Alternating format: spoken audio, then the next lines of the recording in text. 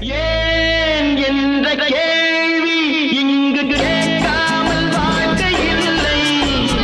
நான் என்ற எண்ணம் கொண்ட மனிதன் வாழ்வதில்லை. ஏன் என்ற கேள்வி இங்கு கேட்காமல் வாழ்க்கை இல்லை. நான் என்ற எண்ணம் கொண்ட மனிதன் வாழ்வதில்லை.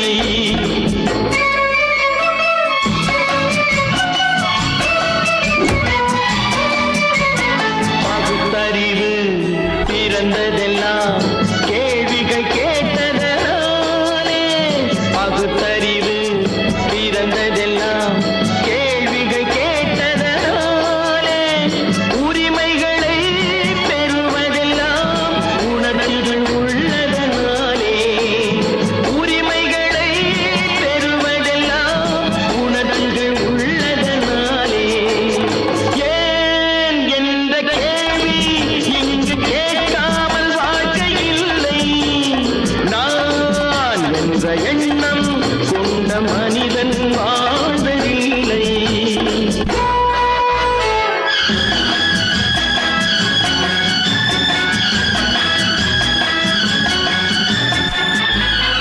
காலத்துக்கு இப்படியே உழைச்சுக்கிட்டே இருந்து இந்த கண்ணுக்கு மண்ணுக்கே எருவாக வேண்டியதானா? நம்ம சொந்த ஊருக்கு போறது எப்போ? உள்ள ஊட்டி முகத்தை பாக்குறது எப்போ? இன்னும் எத்தனை நாளைக்கு தான் பொறுமை இருக்கிறது? 1000 ஆண்டுகள் ஆகட்டுமே, நம் பொறுமையின் பொருள் மட்டும் விளங்கட்டுமே. 1000 ஆண்டுகள் ஆகட்டுமே, நம் பொறுமையின் பொருள் மட்டும் விளங்கட்டுமே. வரும் காலத்திலே நம் பரம்பரைகள் நாம் அடிமை இல்லை என்று முழங்கட்டுமே. ஏன் என்ற கேள்வி இங்கு கேட்காமல் வாழ்க்கை இல்லை. நான் என்ற எண்ணம் கொண்ட மனிதன் வாழ்வதில்லை. புகழி, சீக்கிரமே இந்த தீவு சொர்க்கபுரி ஆகிவிடும் போல இருக்கிறார். எல்லாம் இந்த அடிமைகளின் உழைப்பால் தானே? சந்தேகம் இல்லை. நமக்கு வாய்த்த அடிமைகள் மிக மிக திறமைசாலிகள். ஆனால் வாய்தான் காது வரை இருக்கிறது.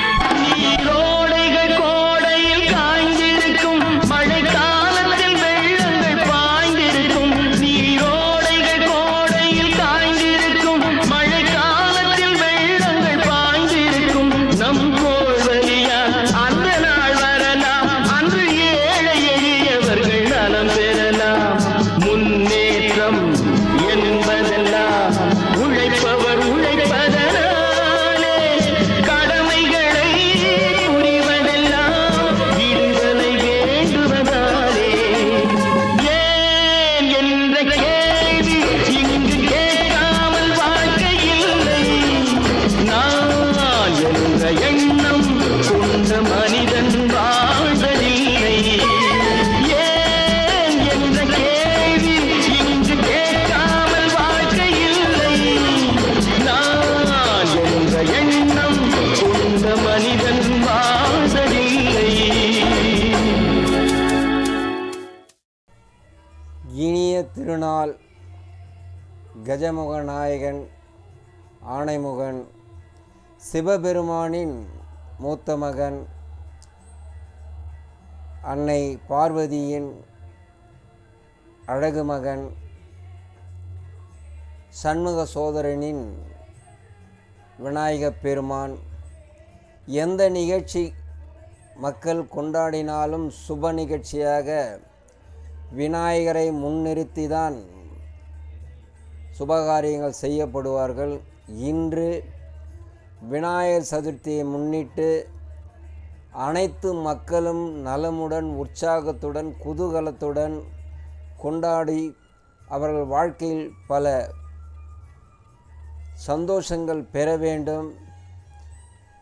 கஜமுக நாயகன் விநாயகப் பெருமானை இன்று வணங்கி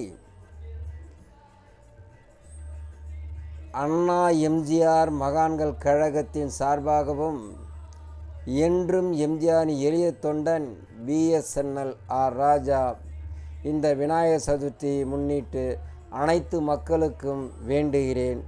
நன்றி. அன்புடன் தமிழக மக்களுக்கும் இதய தெய்வன் டாக்டர் புரட்சித் தலைவர் எம்ஜிஆர் கோடான கோடி இரத்தத்தின் இரத்தமான உடன்பிறப்புகளுக்கும் அண்ணா எம்ஜிஆர் மகான்கள் கழக நிறுவனரும் பொதுச் செயலாளரும் என்றும் எம்ஜிஆர் எளிய தொண்டன் BSNL ஆர் ராஜா உங்களை அன்புடன் வணங்குகிறேன். இன்று தமிழ்நாட்டில் பல்வேறு பிரச்சனைகள் நடக்கின்றது. அது குறிப்பாக தமிழ்நாட்டில் சட்ட ஒழுங்கு இன்னைக்கு சீராக இருக்கின்றதா என்று கேட்டால் கிடையாது. தினந்தோறும் தினத்தந்தி நாளிதழை பிரித்து பார்த்தால் 5, 6, 7 பாலியல் பலாத்காரம் நடைபெறுகின்றது. இதை ஏன் இன்னும் இந்த அரசு கட்டுப்படுத்த முடியவில்லை என்று கேட்டால் அதற்கு சரியான தலைமை அங்கு ஆளுமை கிடையாது. ஒரு நாட்டில் நடக்கின்ற தவறு அது சட்ட ஒழுங்கும் சீராக பார்க்க வேண்டும். ஆனால் அந்த சட்ட ஒழுங்கு இருப்பவர்களுக்கு சாதகமாகவும் இல்லாதவர்களுக்கு பாதகமாக இருக்கின்றது. இதுதான் இன்று வரை நடக்கின்றது. இந்த தந்தி பேரையில் பார்க்கின்ற பொழுது இந்த பாலியல் பலாத்காரம் மிகவும் ஒரு மோசமான நிலைமைக்கு சென்று கொண்டிருக்கின்ற இந்த தமிழ்நாடு இங்கு மட்டுமல்ல, இந்தியா முழுவதும் உத்தரப்பிரதேசம், உத்தரகாண்டம், ஒரிசா, டெல்லி கொடுமையாக வன்மைக்காரர்கள் ஒரு மருத்துவரை கொடுமையாக பலாத்காரம் செய்து அவரை சீரழித்திருக்கின்றார்கள். அதற்காக டெல்லியில் ஒரு மாபெரும் போராட்டம் நடந்து கொண்டிருக்கின்றது. இது ஆட்சியாளர்கள் ஏன் கண்டு கொள்ளுவதில்லை என்று ஒன்றும் புரியவில்லை. ஒரு ஆட்சி ஆளுகின்றவர்கள் நம் ஆளுகின்ற அரசுக்கு எந்த ஒரு இடர்பாடும் வரக்கூடாது, அதற்கு வந்தால் அதற்கு நாம் தான் பொறுப்பு என்று அவர்கள் நினைக்க வேண்டும். அவர்கள் துளி கூட நினைக்கவில்லை. அவர்கள் நன்றாக இருக்க வேண்டும், அவர்கள் வாழ்க்கை நன்றாக இருக்க வேண்டும், மற்றவர்கள் எப்படி சீரழிந்தாலும் எனக்கு கவலை என்று நினைத்து கொண்டுதான் இன்று இந்தியாவின் சட்டம் நடந்து கொண்டிருக்கிறது. அதே யாராவது ஒரு இல்லாத பட்டம் தவறு செய்தால் அவனை உடனடியாக சட்டம் பேசும், நியாயம் பேசும், தர்மம் பேசும். இதில் என்ன வேறுபாடு? இருக்கிறவன் கை ஓங்குது, இல்லாதவன் கை தாழுது. இந்த நிலைமை நீடிக்கலாமா? அது குறிப்பாக பெண்களுக்கு பாதுகாப்பு இல்லை. அவர்கள் என்ன பாவம் செய்தார்கள்? அவர்கள்தான் அனைத்தும் முதலிடத்தில் இருக்கின்றார்கள். இன்று அவர்கள் இல்லாத துறையே கிடையாது. அனைத்து துறையிலும் விமானத்தில் எடுத்துக்கொண்டாலும் இருக்கிறாங்க, கப்பல் எடுத்துக்கொண்டாலும் இருக்கிறாங்க, விண்வெளியில் போகிற ராக்கெட்லேயும் இருக்கிறாங்க. அவர்கள் கால் பதிக்காத இடமே கிடையாது பெண்கள். ஆனால் அவர்களுக்கு பாதுகாப்பு இல்லை. அரசு ஆளுகின்றவர்கள் இது போன்ற தவறு நடந்தால் அது நம் அரசுக்கு பாதிப்பு உண்டாகுமே என்று அவர்கள் ஒருபோது நினைப்பதில்லை. ஒரு பக்கம் கள்ள சாராயம், மதுக்கடை, ஒரு பக்கம் சூதாட்டம், ரெமி, அதற்காக விளம்பரங்கள் அது தொலைக்காட்சியிலும் கொடுக்கின்றார்கள், யூடியூபிலும் போடுறாங்க, எல்லாத்திலும் போடுறாங்க. போட்டு ஒரு மனிதன் எப்படியா அழிய வேண்டுமோ அப்படியெல்லாம் அரசு அவர்களுக்கு பாதுகாப்பு கொடுக்கின்றது. ஆனால் இந்த நாட்டு மக்களுக்கு பாதுகாப்பு அரசு கொடுக்கவில்லை. ஏனென்றால் அவர்கள் வருவாய் தருவார்கள், கிம்பளம் கிடைக்கும். இவர்கள் என்ன தருவார்கள்? ஓட்டை மட்டும் போடுவாங்க. ஓட்டு போட்டு ஜெயிச்சிட்டவன்னு நான் தான் எல்லாத்துக்கும் அதிபதினு சொல்லுவாங்க. இந்த நிலை மாற வேண்டாமாம்? அதுவும் படித்த இளைஞர்களுக்கு என்னுடைய அன்பான வேண்டுகோள், நீங்கள் படிக்க வேண்டும். உங்கள் வாழ்க்கையின் வாழ்வாதாரத்தை பாதுகாப்பதற்கு. அதே நேரத்தில் அரசியலுடைய பாடமும் கற்றுக்கொள்ள வேண்டும். ஒவ்வொரு மாணவனும் எப்படி நேர்மையாக இருக்க வேண்டும், எப்படி இந்த நாட்டு மக்களுக்கு பற்றோடு செயல்பட வேண்டும், இந்த நாட்டு மக்களுடைய பொருளாதாரத்தையும் வேளாண்மையும் எப்படி நாம் பாதுகாத்து நிலைநிறுத்த வேண்டும். இந்த அரசியல், இன்று இருக்கிற அரசியல்வாதிகள் அவர்கள் செய்கின்ற தவறை நாம் தட்டி கேட்க வேண்டும் என்று மாணவ சமுதாயம் அவர்கள் அதற்காக பயிற்சி கொள்ள வேண்டும். அரசியல் என்று சொன்னாலுமே அவர்களுக்கு கசப்பாக இருக்கின்றது. வேண்டாம், அவர்கள் கொள்ளையடிப்பவர்கள், ஏமாற்றுபவர்கள். ஆனால் இவ்வளவும் இவன் பேசுவான் இந்த படித்தவன். ஆனால் அதுக்கு உண்டான வழிமுறையை தேட மாட்டான். அந்த படித்தவன் நினைத்தால் யாரையும் வீழ்த்தலாம், இந்த நாட்டையும் ஆளலாம். அந்த நிலைப்பாடு படிக்கின்ற மாணவ மாணவிகளுக்கு அனைவர்களுக்கும் உருவாக வேண்டும். அவர்கள் படிக்கின்ற போதே அரசியலும் கற்றுக்கொண்டால்தான் தவறு செய்யும் அரசியல்வாதிகளை அவர்களை அடியோடு ஒழிப்பதற்கு அவர்கள் முதுகெலும்பாக இருப்பார்கள். இதைதான் பேரறிஞர் அண்ணா அவர்கள் சொன்னார். வருங்காலம் நாளைய சமுதாயம் இந்த மாணவர் கையில். ஆனால் அதை அவர்கள் செயல்படுத்தவில்லை. அதையே தான் அப்துல் கலாம் ஐயா அவர்கள் சொல்லியிருக்கிறார். ஒரு மாணவன் நினைத்தால் எதையும் சாதிக்கலாம், இந்த நாட்டின் வாழ்வையும் காப்பாற்றலாம் என்று சொல்லியிருக்கிறார். அதையெல்லாம் அவர்கள் விட்டு விட்டார்கள். ஆளுகின்ற ஆட்சியாளர்கள் கூடி கொடுப்பதை வாங்கி கொண்டு தன்னுடைய அறிவு மதி அனைத்தும் இழந்து நடுவீதியில் நின்று கொண்டிருக்கிறார்கள் மக்களாகியவர்கள். ஒரு மாற்றம் அவர்களுக்குள் வர வேண்டாமா? நாம் உழைத்து சம்பாதித்து நம் குடும்பத்தை காப்பாற்றுகின்றோம். அந்த பிள்ளைகளை ஒரு அளவுக்கு படிக்க வைத்து அவர்கள் எதிர்காலத்தில் வாழ்வதற்கு வாழ்க்கை தேடிக் கொடுக்கிறோம். அப்பேற்பட்டவர்கள் இந்த நாட்டை ஆளக்கூடியவர்கள் யார் நல்லவர் என்று சரிபார்க்க கூட அவர்களுக்கு நேரம் இல்லை. காரணம், தேர்தல் காலகட்டங்களில் 500 1000 கொடுத்து அவருடைய மதியை மயக்கி விடுகிறார்கள். இந்த மயக்கத்திலிருந்து அவர்கள் மீள வேண்டாமா? வேண்டும்.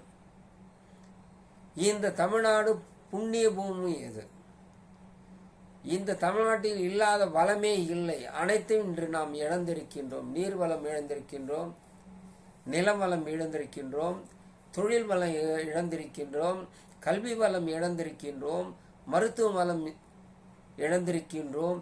இவை அனைத்தும் தனியாருடைய கையில் ஆதிக்கத்தில் உள்ளது. அப்போது எதற்கு அரசு? தேவையில்லை. இந்த நாட்டை ஆளக்கூடிய ஒரு முதலமைச்சர் இந்த நாட்டின் பொருளாதாரத்தையும் வாழ்வாதாரத்தையும் சீராக அமைப்பது அவருடைய கடமை.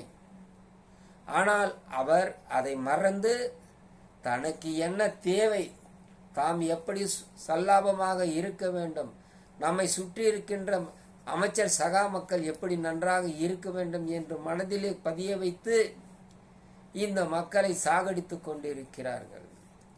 ஆகிவிட்டது. புரட்சி தலைவர் 1977 87 வரை பொற்கால ஆட்சி நடத்தினார். மக்களுக்காகவே சிந்தித்தார், மக்களுக்காகவே வாழ்ந்தார். மக்களுடைய குறைகளை அன்றாடம் தீர்ப்பதற்கு அனைத்து துறை அதிகாரிகள், அமைச்சர்கள், மாவட்ட செயலாளர்கள், பகுதி செயலாளர்கள், வட்ட செயலாளர்கள், அவர்கள் அனைவருக்கும் அவர் உத்தரவு பிறப்பித்தார். மக்களை சந்தியுங்கள், மக்கள் குறைகளை தீருங்கள்.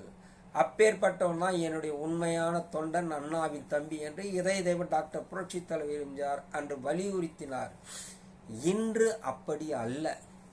பணம் கொடுத்தால் பதவி, பணம் யார் வச்சுக்கிறானோ அவனுக்கு தான் எம்எல்ஏ சீட்டோ, எம்பி சீட்டோ, மேயர் சீட்டோ, வட்ட செயலாளர், கவுன்சில், அனைத்தும் பணம் தான் பேசுகிறது. அந்த பணம் பேசுகின்ற போது இந்த நாடு எப்படி வளம் பெறும்? நாசமாக தான் போகும். புரட்சி தலைவர் எம்ஜிஆர் அவர்கள் மந்திரி குமார் திரைப்படத்தில் நடிப்பார். அப்பொழுது வீர தளபதி மோகன் எம்ஜிஆர் சிறைபிடித்து அவர் கூண்டிலே ஏற்கின்ற பொழுது அவர் சொல்லுவார், அரண்மனை நாயை அடக்கடா வாயை, வீணாக ஏன் பிதட்டுகின்றாய் என்று. அவன் மதிமயங்கி அந்த வார்த்தையை பேசி விடுவான். ஆனால் புரட்சி தலைவர் அவர் அந்த நாட்டின் ஒரு வீர தளபதி, வீரமோகனாக மக்களுக்கு என்ன ஆற்ற வேண்டுமோ தவறு செய்பவனை கண்டித்து அவனை கூண்டிலே ஏற்றப்படுவார். அவன் சொல்லும் வசனங்களுக்கெல்லாம் அவர் செவி சாய்க்க மாட்டார். அவருடைய சிந்தனை நேர்மை, நீதி, நியாயம். இது அண்ணா அவர்கள் சொல்லிக் கொடுத்த பகுத்தறிவு பாடம். கடமை, கண்ணியம், கட்டுப்பாடு. இதைதான் தன் வாழ்நாள் முழுவதும் இதய தேவன் டாக்டர் புரட்சி தலைவர் எம்ஜிஆர் கடைபிடித்தார். ஆனால் இன்று அப்படி அல்ல. புரட்சி தலைவர் ஆட்சிக்கு பிறகு இந்த நாடே நாசமா போச்சு. எல்லாம் பணம் வச்சுக்கிறோம் தான் பெரிய ஆள், பணம் வச்சுக்கிறோம் தான் எம்பி, எம்எல்ஏ, மாவட்ட செயலாளர், மாநில நிர்வாகிகள், இப்படிதான் இவர்கள் பணத்தின் கலாச்சாரத்தில் விழுந்து இந்த மக்களை சாகடித்து விட்டார்கள்.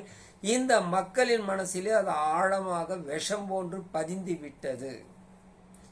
பணம் இருந்தால்தான் அரசியல் நடத்த முடியும், பணம் இல்லை என்றால் எவரும் நம்மை என்னவென்று கேட்க மாட்டார்கள் என்று அவர்களுக்குள் அவர் ஒரு தத்துவத்தை உருவாக்கி கொண்டார்கள். ஆனால் மக்கள் அப்படி அல்ல. தவறு செய்பவரை தண்டிக்கக்கூடிய ஆற்றல் இந்த வேளையில் அவர்களுக்கு உண்டு. ஆனால் அதை நிலைப்படுத்தி சீர்படுத்தி எப்படி எதிர்காலம் இருக்க வேண்டும் என்று மக்கள் சிந்தித்தார்களேயானால், அண்ணா சொன்னதை போல் உன்னால் முடியும் தம்பி, இதய தேவன் டாக்டர் புரட்சித் தலைவர் எம்ஜிஆர் சொன்னது, உழைப்பவரே உயர்ந்தவராவார். இந்த 2 கொள்கைகளை பொதுமக்கள் கடைபிடித்தால் இந்த நாடும் மலரும், பூமியும் செழிக்கும். ஆனால் இன்று அப்படி அல்ல. எனக்கே மனம் வேதனையாக இருக்கின்றது. நான் இப்போது ஒரு இயக்கத்தை பதிவு செய்திருக்கிறேன். அதில் வருபவர்கள் எனக்கு பணம் தருவீர்களா அப்படின்னு கேட்கின்ற போது தலகுனிவாக இருக்கின்றேன். நான் ஏன் அவருக்கு பணம் தர வேண்டும்?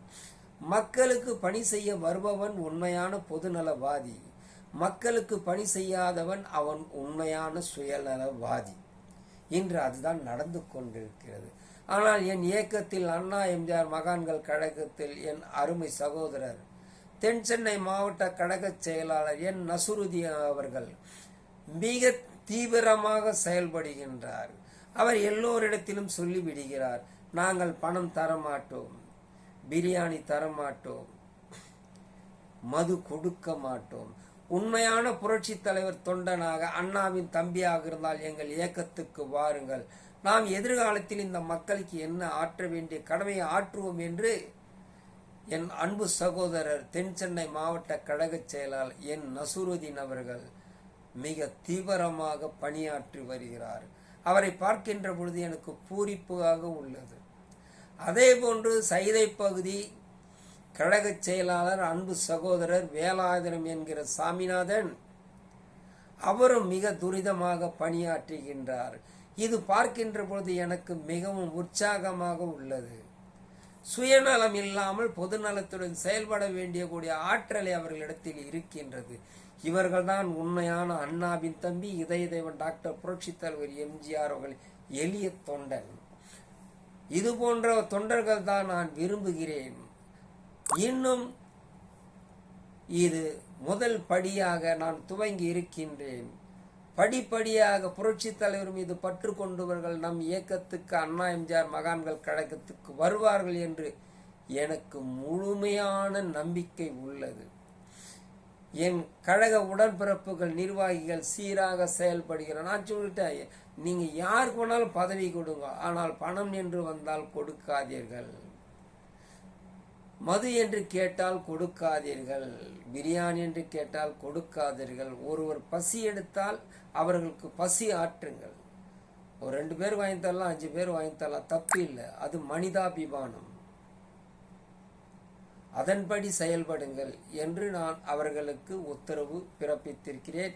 அதை அவர்கள் முழுமையாக கடைபிடித்து செயல்படுகிறார்கள். வருகின்ற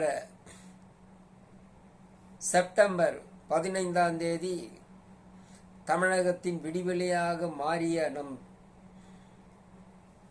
பேரறிஞர் அண்ணா அவர்கள், காஞ்சியின் தலைமகன், தமிழக மக்களின் மூத்த மகன், பகுத்தறிவாதி, நயமோடு பேசக்கூடிய ஒரு மாமனிதர், தம்பிமார்களை அன்புடன் அரவணைக்கக்கூடிய ஆற்றல் மிக்க ஒரு மாபெரும் தலைவர் பேரறிஞர் அண்ணா அவர்கள். அவர்களுடைய பிறந்த நாள் வருகின்றது. அண்ணா எம்ஜிஆர் மகான்கள் கழகம் சார்பாக சென்னை சைதாப்பேட்டையில் உள்ள ஜெயரா தேட்டர் அருகில் இருக்கின்ற நம் பேரறிஞர் அண்ணாவின் திருவுருவ சிலைக்கு அண்ணா எம்ஜிஆர் மகான்கள் கழகத்தின் சார்பாக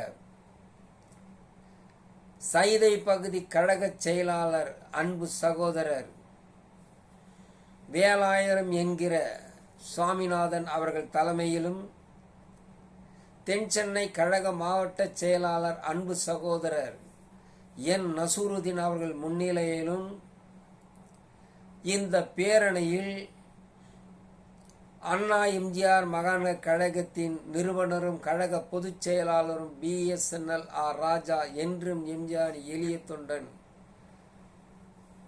அந்த பேரணியில் கலந்து கொண்டு என் அன்பு சகோதரர் சென்னை உயர்நீதிமன்றம் SA செக்குலர் அவர்களும் என் அன்பு சகோதரர் டாக்டர் வழக்கறிஞர் உச்ச நீதிமன்றம் ரவி அபிலாஷ் அவர்களும், அவர் சுப்ரீம் கோர்ட்டில் இருக்கின்றார். அது மட்டுமில்ல, அவர் மருத்துவராகவும் இருக்கின்றார். அவர்கள் மாநில துணைத் தலைவர் அன்பு சகோதரர் D பாலச்சந்தர் அவர்கள் மற்றும் கழக நிர்வாகிகள்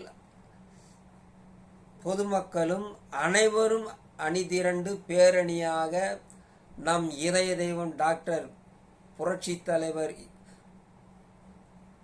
அவருடைய ஆணைக்கிணங்க இந்த எளியவன் அண்ணாவின் திருவுர சிலைக்கு மாலை அணிவித்து அன்று சிறப்புரை ஆற்றுகின்றோம்.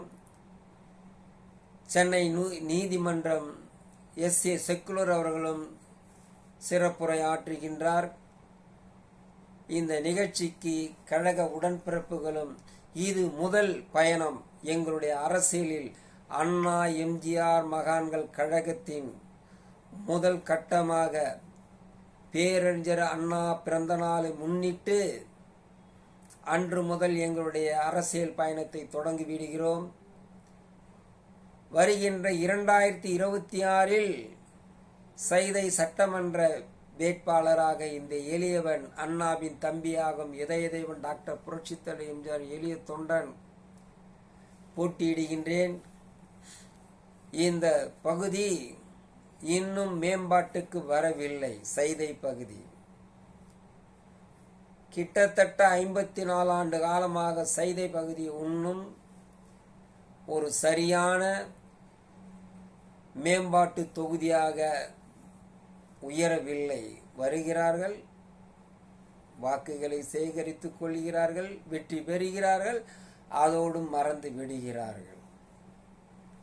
அவர்களை பாதுகாத்துக் கொள்ளுகிறார்கள், மக்களை பரிதவிக்க விடுகிறார்கள். ஆனால் இந்த எளியவன் எம்ஜிஆரின் தொண்டன் அப்படி அல்ல. மக்களை சந்திப்பேன், உண்மையை பேசுவேன், உள்ளதை சொல்லுவேன். நான் பணம் கொடுக்க மாட்டேன், மது கொடுக்க மாட்டேன். உங்கள் வரி பணத்தை முறையாக பயன்படுத்துவேன். உங்கள் குறைகள் என்னவோ உடனுக்குடன் தீர்த்து வைப்பேன். சட்ட ஒழுங்கை சீராக பாதுகாப்பேன். எந்த அதிகாரிகள் தவறு செய்தாலும் அவர்களை உடனடியாக முதலில் கண்டிப்பேன்.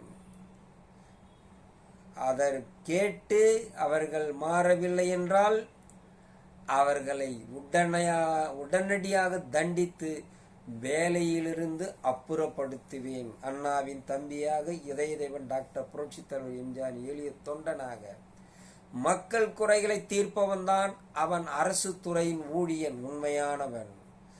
மக்களுக்கு சரியாக செயல்பட அவன் மறுத்தால் அவன் ஒரு சுயநலவாதி, அவன் ஒரு குற்றவாளி.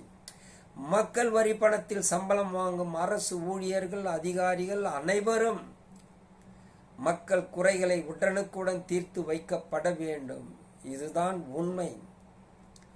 ஆனால் இவர்கள் அதை தலைகீழாக மாற்றி தான் நினைத்ததுதான் செயல்பாடு என்று நினைத்துக்கொண்டு தனியாருக்கு முக்கியத்துவம் கொடுத்து அரசுக்கு துரோகம் விளைவிக்கப்படுகிறார்கள்.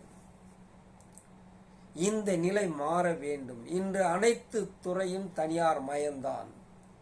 அந்த தனியார் மயத்தை நாம் அழிக்க வேண்டும் ஆளுகின்ற அரசு. ஆனால் அவர்கள் அப்படி அல்ல. அவர்கள் தனக்கு என்ன லாபம் வரும், அதில் நாம் எவ்வளவு சம்பாதிப்போம் என்று நினைத்து கொண்டு தனியாருக்கு முழுமையாக இவர்கள் தாராவத்து விடுகிறார்கள். நாம் பாக்கெட்டு நிறைஞ்சிட்டா போச்சு, மக்கள் செத்தாலும் நமக்கு கவலை இல்லை என்ற நிலைப்பாடு இந்த அரசியல்வாதியிடத்தில் முழுமையாக இருக்கின்றது. ஒவ்வொரு அரசியல்வாதிகள் 50,000 கோடி, 1 லட்சம் கோடி 2 லட்சம் கோடி இப்படிதான் ஆனா இன்று வரை சிபிஐ அதை உடனடியாக அவர்களை தண்டிக்கப்படவில்லை. ஆனால் தவறு செய்பவர்களுக்கு அந்த சட்டம் இடம் கொடுக்கப்படுகிறது. இதை அடியோடு ஒழிக்க வேண்டும் என்றால் இன்றைய இளைய சமுதாய மாணவிகள் புரட்சியாக வெடிக்க வேண்டும். இந்த மக்கள் மலர நல்வாழ்வு பெற வேண்டும். இந்த பூமி செழித்தோங்க வேண்டும். நாம் சரியாக செயல்படுத்தினால் அனைத்து துறையும் முறையாக செயல்படுத்துவார்கள். ஆனால் இன்று அப்படி கிடையவே கிடையாது. புரட்சித்தலைவர் சொன்னதுதான், உன்னை அறிந்தால் நீ உன்னை அறிந்தால் உலகத்தில் போராடலாம், உயர்ந்தாலும் தாழ்ந்தாலும் தலை வணங்காமல் நீ வாழ. அந்த நிலை ஆளுகின்றவர்களிடத்தில் இருக்க வேண்டும். அரசியல்வாதி என்றால் இவர் பொதுநலவாதி, இவர் அரசியல்வாதி அல்ல என்று மக்கள் சொல்ல வேண்டும். அரசு துறையிற்கு அனைத்து அதிகாரிகளும் உடனேக்குடன் பணியை செய்து மக்கள் கொடுக்க மனுகளை அவர்களுக்கு பூர்த்தி செய்து அவர்கள் மன நிறைவு அடைவதற்கு வழிவகை செய்ய வேண்டும். அந்த நிலை மாற வேண்டும் என்றால் வருகின்ற 2026 அண்ணா எம்ஜிஆர் மகான்கள் கழகம் நிறுவனரும் பொதுச் செயலாளரும் என்றும் எம்ஜிஆர் எளிய தொண்டன் BSNL ஆர் ராஜா. இதை நான் மாற்றி காட்டுவேன். நான் பணத்துக்கு அடிமையானவன் அல்ல, அது எனக்கு முக்கியமா அல்ல. நான் உழைப்பவன். எனக்கு போதுமான ஊதியம் மக்கள் கொடுக்கின்றார்கள். அரசு பணம் தான் மக்கள் பணம். நான் அரசு துறையில் பணியாற்றியவன் 35 ஆண்டு காலம். அந்த மக்கள் செலுத்துகின்ற வரி பணத்தில் தான் இன்று எனக்கு ஓய்வு ஊதியமாக பெறப்படுகின்றேன். அந்த ஓய்வு ஊதியம் எனக்கு போதும். இருப்பதை வைத்துக்கொண்டு நிறைவாக வாழ்கின்றேன். இல்லாதவருக்கு என்ன வழிவகை செய்ய வேண்டும் என்று இந்த எம்ஜிஆர் எளிய தொண்டன் அண்ணாவின் தம்பியாக BSNL ஆர் ராஜா வருகின்ற 2026 முழுமையாக செயல்படுவேன். மக்கள் குறைகளை அவ்வப்போது தீர்த்து வைப்பேன். எனக்கு ஓய்வென்றது கிடையாது. எனக்கு வயது ஆகிவிட்டது. ஆனாலும் நான் என்றும் இளமையோடு தான் என் மனசு இருக்கின்றது. அதற்கு காரணம் நல்ல எண்ணம், நல்ல சிந்தனை. நான் விழித்து கொண்டிருக்கும் பொழுதும் உறங்கிக் கொண்டிருக்கும் போதும் என் தங்க தலைவனுடைய கொள்கையும் அண்ணாவின் கொள்கையும் என் மனதிலே ஆழமாக பதிந்துள்ளது. நான் யாருக்கும் அடிமையானவன் அல்ல, மக்கள் அன்புக்கு மட்டும் அடிமையானவன். என் தங்க தலைவன் பொன்மனை செம்மல் புரட்சி தலைவர் எம்ஜிஆர் அவர்கள் கொள்கைக்கு கட்டுப்பட்டவன், அண்ணாவின் கொள்கைக்கு கட்டுப்பட்டவன். நாம் இதை கையாண்டால் இந்த நாட்டு மக்களுக்கு பல நன்மைகளை செய்யலாம். வருகின்ற 2026 அண்ணா எம்ஜிஆர் மகான்கள் கழகத்தின் சார்பாக இந்த எளியவன் எம்ஜிஆரின் தொண்டனாக அண்ணாவின் தம்பியாக BSNL ஆர் ராஜா சட்டமன்ற வேட்பாளராக போட்டியிடுவேன். மக்களை நாடுவேன். மக்கள் உள்ளங்களை கொள்ளையடிப்பேன். மாணவ சமுதாய உள்ளங்களிலே புரட்சியை மாற்றி அமைத்து முடிப்பேன். இவர்கள் இப்படிதான் இருக்க வேண்டும், இவர்கள் இப்படிதான் செயல்பட வேண்டும் என்று சொல்லிக் கொடுப்பேன்.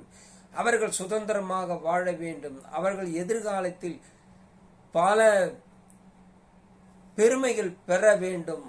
அதற்காக இந்த எளியவன் போராடுவேன், செயல்படுவேன். மீண்டும் உங்களை பணிவன்புடன் வணங்குகிறேன். அண்ணாவின் தம்பியாக இதய தெய்வன் டாக்டர் புரட்சி தலைவர் எம்ஜிஆர் எளிய தொண்டனாக வருகின்ற 2026 இந்த எளியவனுக்கு அண்ணா எம்ஜிஆர் மகான் கழகம் சார்பாக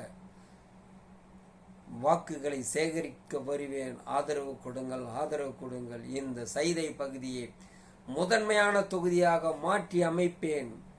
15 கோடி மக்களுக்கு அதை சிறப்பாக செயல்படுத்துவேன்.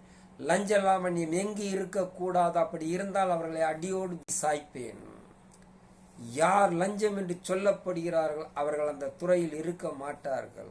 அது எந்த துறையாக இருந்தாலும் சரி, மக்கள் ஒருவருக்கு மட்டும் நீங்கள் அன்பானவர்களாக, அவர்களுக்கு ஊழியனாக, அவர்களுக்கு சேவகனாக, மக்களுக்கு தொண்டனாக, அது அதிகாரியாக இருந்தாலும் சரி, அல்ல போட்டியிடுகின்ற எந்த எளியவன் சட்டமன்ற உறுப்பினராக இருந்தாலும் சரி, மக்களுக்கு கட்டுப்பட்டு வாழ்வேன் என்று சொல்லி இந்த பதிவை நிறைவு செய்கிறேன். வாழ்க அண்ணா நாமம், வாழ்க புரட்சித் தலைவர் எம்ஜிஆர் நாமம். என்றும் எம்ஜிஆர் எளிய தொண்டன் BSNL ராஜா.